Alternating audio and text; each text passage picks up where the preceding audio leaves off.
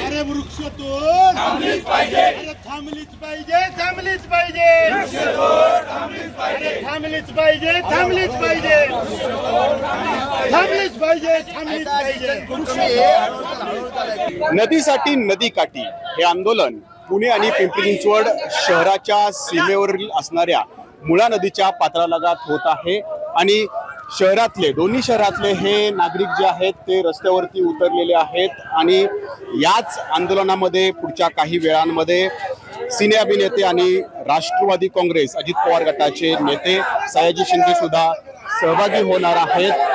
नदीचा विकास जो आहे तो या ठिकाणी होतोय, परंतु हा विकास होत असताना गाड्यांची कत्तल जी आहे ती मोठ्या प्रमाणात होत आहे आणि म्हणूनच हे सगळे नागरिक जे आहेत ते वृक्षतोड थांबवण्याच्या दृष्टीनं आणि नदी पात्र ज्या पद्धतीनं बुजवलं जातंय त्याच्या विरोधात आवाज उठवत आहेत। काय मागणी आहे तुमची?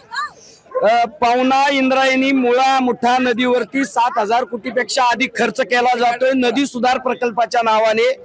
हा प्रकल्प उभारत असताना याची कुणी मागणी केलेली नसताना नदी पात्रामध्ये अतिक्रमण करून राडा रोडा भरून मुरुम भरून या ठिकाणी नदी पात्रामध्ये विध्वंस चाललेला आहे, मोठ्या प्रमाणात वृक्षतोड चाललेली आहे आणि म्हणून पहिल्यांदा नदीमध्ये नाल्यांचं पाणी स्वच्छ करावं, ते पाणी नदीमध्ये सोडावं आणि नंतर नदी विकासाचा मार्ग अवलंबावा अशा प्रकारची मागणी आहे। सध्या जे अतिक्रमण चाललंय ते थांबवावं अशा प्रकारची आमची मागणी आहे।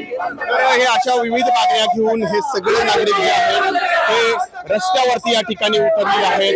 विविध संदेश जे आहेत ते या ठिकाणी दिले जात आहेत, कारण जर दूषित पाणी पिण्यात आलं तर अनेक रोग होतात, अगदी कॅन्सर सुद्धा उद्भवू शकतो।